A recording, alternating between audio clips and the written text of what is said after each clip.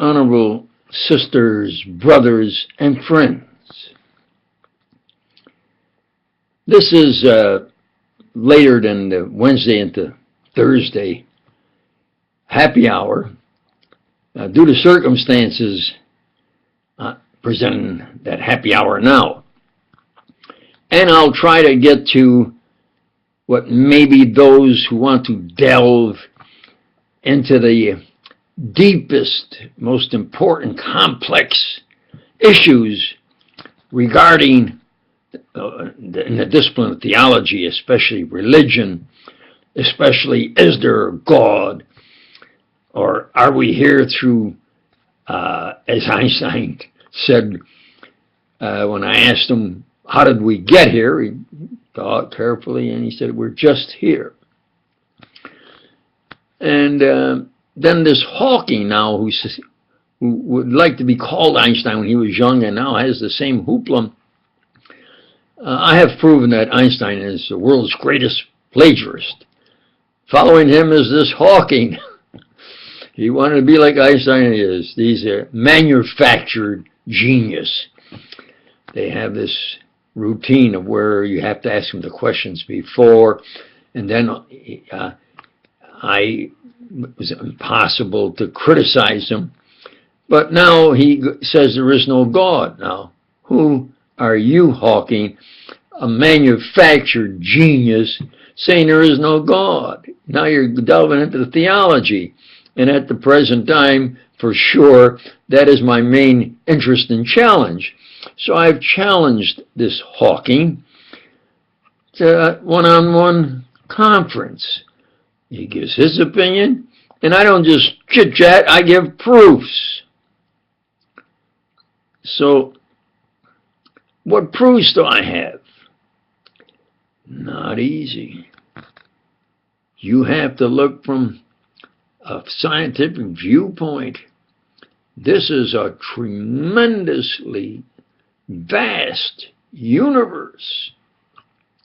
How could anybody, even a divine God, how could a divine God even create such a tremendous vast universe?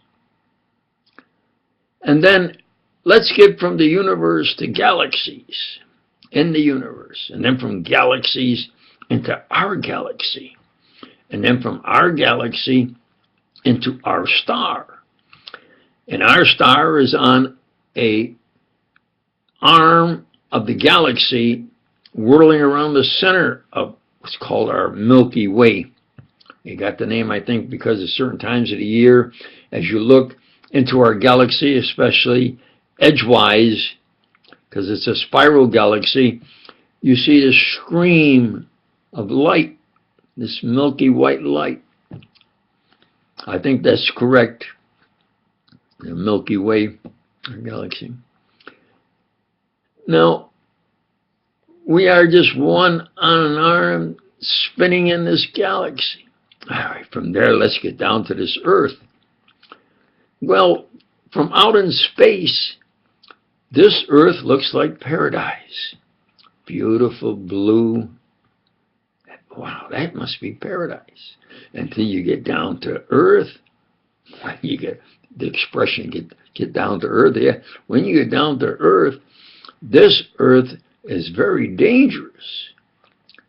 It has all kinds of animals that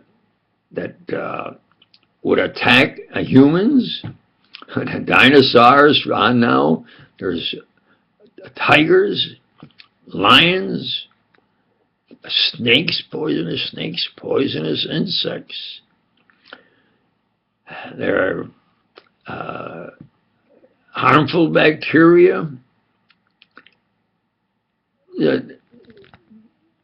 What happened, maybe? Somebody you say, well, all right, Preacher Doc, what's your opinion about from way out in space where you're looking at, that must be paradise. How beautiful, blue, and so forth. How could God make such a place that you are born, and some say you evolved, and you have all of this pain and suffering? I know, what kind of a God makes a place where you have such pain and suffering? And then you die.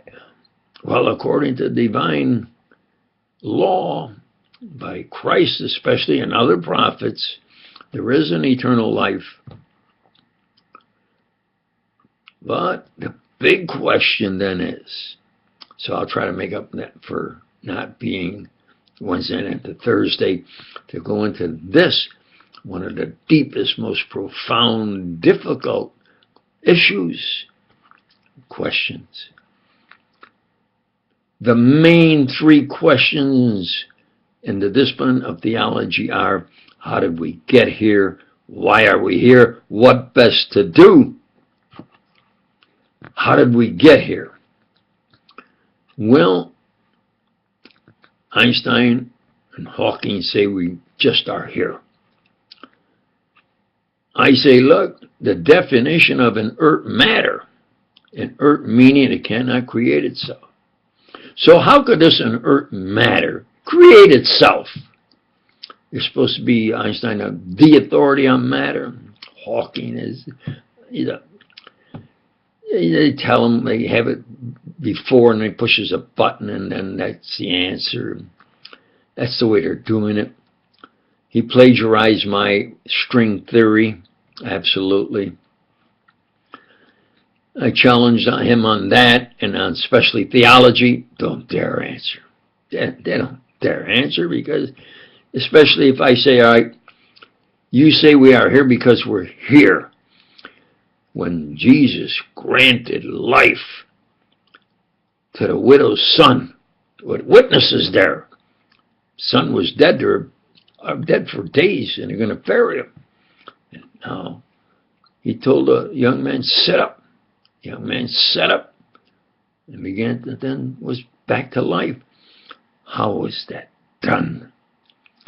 Was that done by your science, that you're so smart? You say he's considered now the genius of the universe? What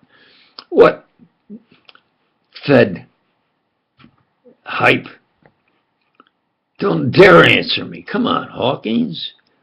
Take my challenge. Prove that you're that smart, that you know what you're talking about, that you're not a fed routine where you got to ask the questions before, and then you press a button and up comes the answer on a board.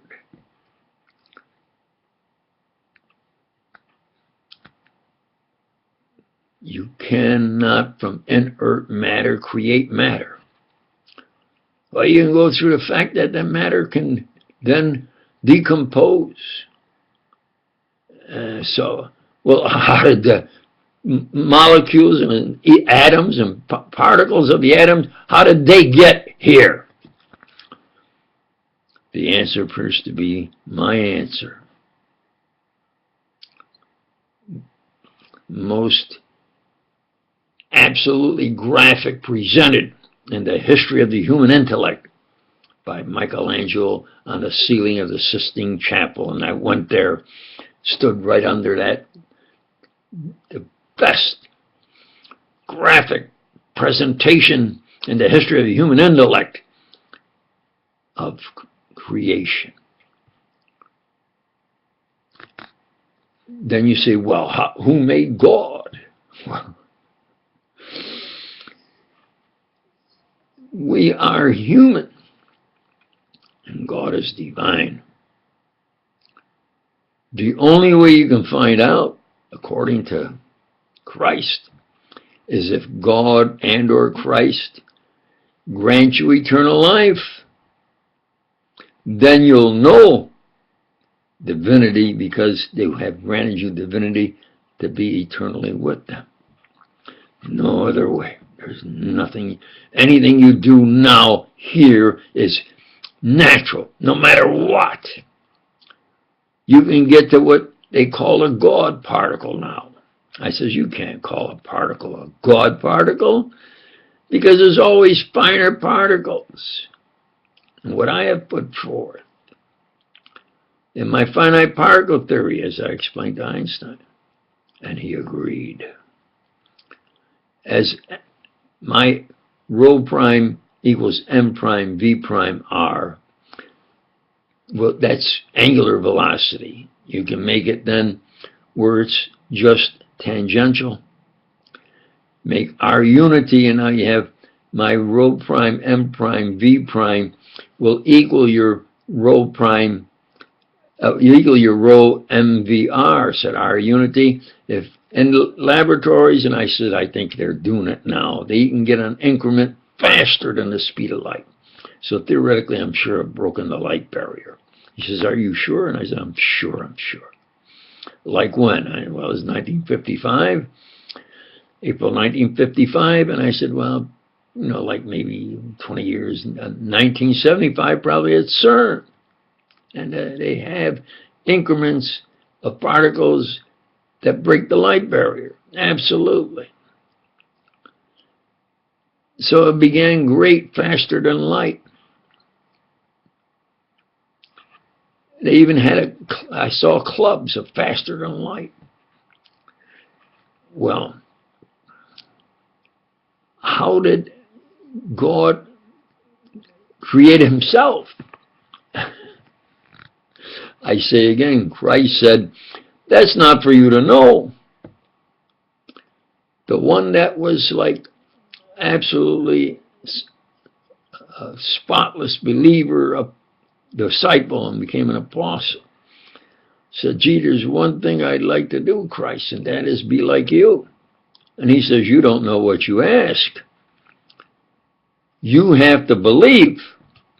You cannot be divine by wanting to be or trying anything scientific, science, philosophy, history. You can philosophize, and the thinkers in India used to give me the greatest challenge,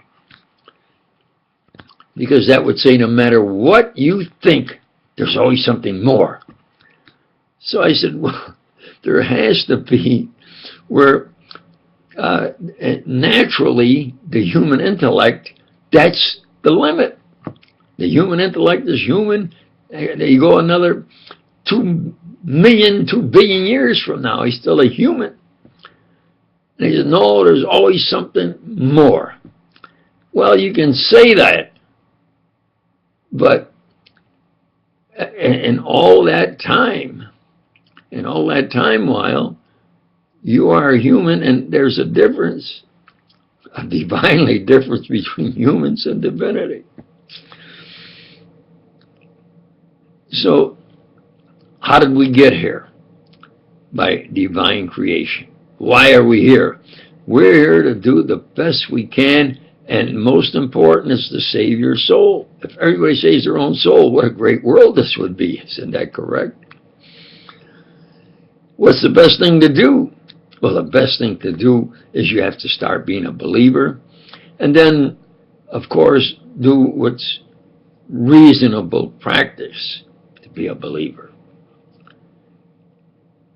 Now, they say, well, and they call themselves evolutionists. I would say evolution, not our evolutionists. So everybody likes to be kind of happen contracting. Okay, evos. You say that you're descendants of animals. And this went on one showdown with this PhD. He says, I have proof we came from animals. While you just say there's God and you can't prove it. No, I proved there was God, because Christ proved he was the Son of a divine God by granting life after somebody had died, by granting sight after a person didn't have sight, by by creating a new hand. Isn't that creation? A man had a withered hand, and he put out your hand. The man put out his hand, and instantaneously, on command, the man obtained a new hand. He created flesh and bone. Now, if the Son of God could create flesh and bone, God can certainly create flesh and bone and create man.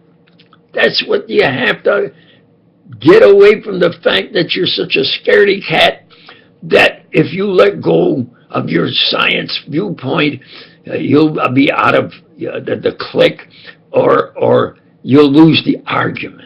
Is the way they don't want to lose the argument, so they won't accept anything that has anything to do with creation or divinity. You're a mathematics professor, yeah.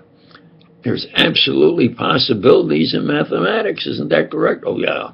Isn't there the possibility of creation? No. We came from jackasses. At one time, all animals were the same. I said, then, if all animals are the same, then where did you become this sort of humans and jackasses? He's about 15 billion years ago. Are you sure? He says, I have proof we came from animals. You have proof from animals? Yeah. So you're proved to yourself, and you're trying to tell me that you're a descendant of a jackass. Well, I'm trying not to have you a jackass, but you insist that's what you are. Now, what can I say? To the next happy hour, those who believe, of course, and those who realize it's true facts, thank you.